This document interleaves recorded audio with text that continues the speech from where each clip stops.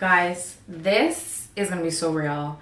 So I'm a wax specialist. I'm a licensed cosmetologist in the state of New Jersey. I don't shave. Like, I just think shaving is nasty. To put a metal piece against your body to cut your hair, and you know, there's so much bacteria that accumulates over time. Whether it's like you leave it in the shower, whether you like put a little case on it.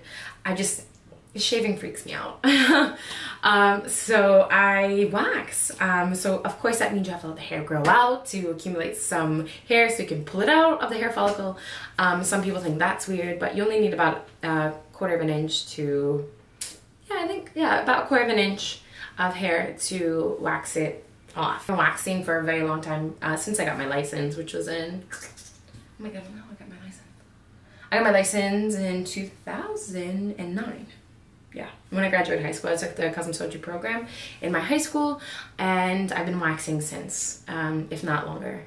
So, wow, that's a long time to be waxing. Oh my god! But I take much pride in my hair. Not only the hair that's in my head, but in my hair that's like on my underarms, on my legs. So as you continue to wax over time, the hair actually ends up being thinner and doesn't grow back as much because you're actually pulling the hair shaft out of the hair follicle. So a whole new bulb needs to grow before the hair actually comes out of the follicle, out of the pore, so which is really cool. So yeah, I wax my face, my underarms on a regular, and my legs. It depends. So yeah, so I guess we'll get started. I think the most dreadful part of your body to wax is your upper lip, regardless of any part of your body. And again, I've been a wax specialist, so I've done Brazilians. I do Brazilians on a regular basis. Oh, the number one thing that's so painful is your upper lip, and I will show you guys. You can see the funny face that I make. Only like 3 people have ever seen me wax myself in my life, and it's been quite entertaining to like stand in the doorway and just look at me like this. It's quite hysterical, so I'm a little bit embarrassed to share this with you guys, but I hope you laugh because it hurts like that. All right, let's get this out of the way. All right, so I don't have to do my eyebrows. I tend to tweeze my eyebrows more so than anything. If I do wax my eyebrows, I'll wax at the very top of my brows, and again, I tend to tweeze on the bottom and a little bit in between. I don't know if I need anything. Right, let's see. No, I think I'm pretty good. I did that before I went to Costa Rica.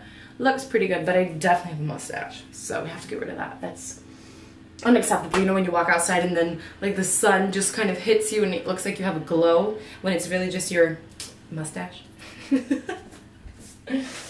right, so I'm gonna cleanse the air. I already cleansed earlier, but I'm gonna do it again just for show. Plus I'm kind of sweating a little bit, so. And this was just like a makeup wipe kind of thing. And I use a rice cooker to melt my wax, so it's quite entertaining, I think. Okay, so that's my lid. Okay. And you always want to check your wax before using it because you can burn yourself significantly. And I have my own wax pot compared to what I use for clients. For my own reasons, you know, instead of like using so many different sticks and stuff, I just use my own on myself. But I do discard the wax. Some people reuse the wax, super like unethical and unhealthy, and yeah. But all right, let's see how this goes, guys. This looks pretty good. I can tell by the tackiness of the wax.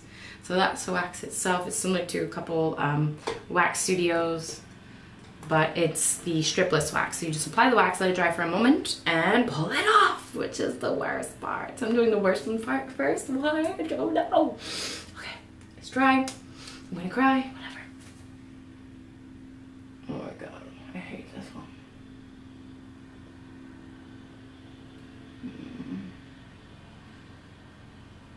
No. And my body's a little bit hot, so I'll like wait a little bit for the wax to dry. I already hate this, guys. Oh, I already hate this. Why do I do this? I don't know. Oh, it hurts already. Oh, fuck. I hate this. But yeah, you're not going to be able to see on the camera, but it does pull off some hair follicles. And I think this part is the most fascinating part, is pulling off the wax and looking at the hair that it pulls off.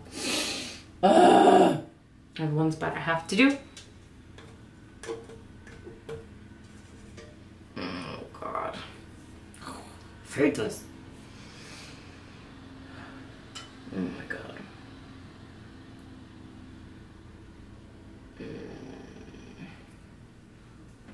when you apply the wax, you want to go the direction of the hair. So that's why I'm going away. Oh my god, look at my stash. People are gonna see this. Oh my god. God! Ugh! So you like my mustache?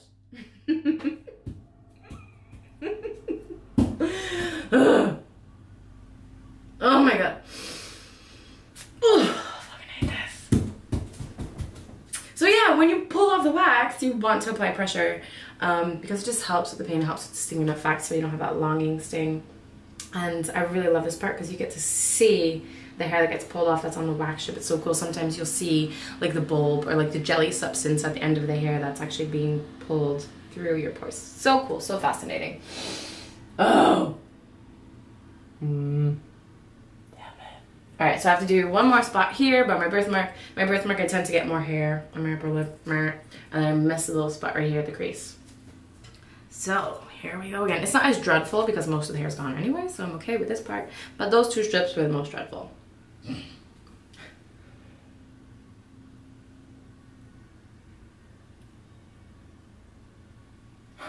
can't believe I'm doing this. What is wrong with me? I hope nobody watches this. You got this. No. Don't want to do this. Oh my god.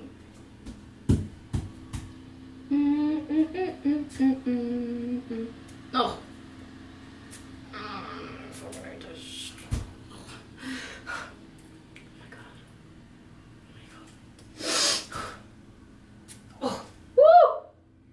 Myself. Oh, okay. Okay, guys. So if you're debating about waxing your upper lip and you've never done it before, absolutely do not do it, because once you do it, you have to do it on a regular basis. It's just weird. Your face is so weird. It reacts with your hormones. Sometimes when women get pregnant, next thing you know, they'll have so much hair on their face. They'll have chin hair growing in. They have darker upper lip hair, but if you've never waxed your upper lip before, don't even think about it. Let it be the way it is, because then it's upkeep over time, which is annoying. All right, good. Stash is gone. All right, I'm done with my face. I don't have to do in between here. Pretty good. And truthfully, I wish I had a little bit more hair in between, so like kind of look like Frida Kahlo, where I had like hair coming into like right here in this very small space, which I can do microblading, but to me that's so new to the industry. I'm not interested in trying it yet. I want to see what happens over time with other people that are getting it done now. And yeah, I'm about to do my underarms. Guys, so I'm going to continue to wax and actually do my underarms. I waxed my underarms before I went to Costa Rica, and they've been pretty good. I did have to clip them beforehand. I don't even know what it looks like via camera. It looks really light, but I can tell here that's a little bit much, most definitely.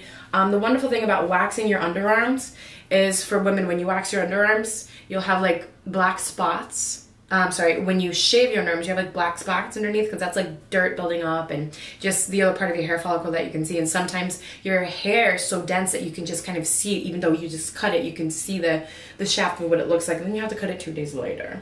So whereas with waxing, I'll wax today and I won't have to wax again for like another 2 weeks, sometimes even longer.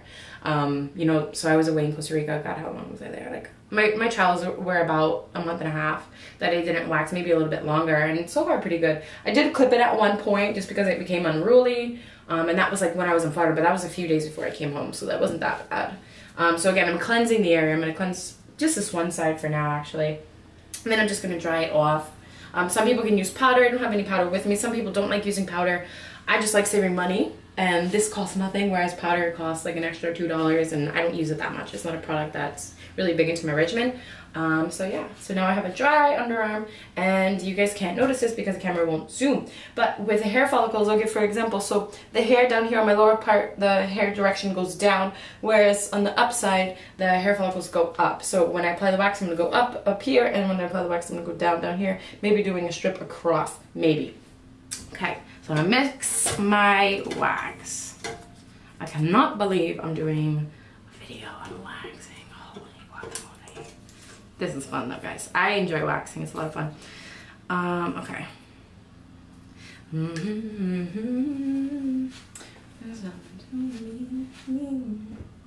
Feelings, my body. All right, wax. So we'll go down, applying pressure, going the way of the hair goes. And if you notice on my arm, I have a ton of mosquito bites because I did a podcast last night. And yeah, I was outside eaten alive by mosquitoes. So you notice that I'm going again with the stick, just applying more pressure to make sure that the hair is picked up by the wax. So I'm going here just to make sure that the wax is dried. And I pull my finger off.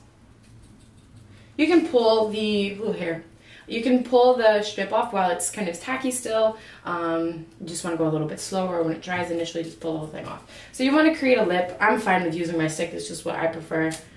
Especially because it's like a weird angle. I'm like, can't see much of anything. So you want to hold your skin taut and pull in the opposite direction of which you apply the wax. Woohoo!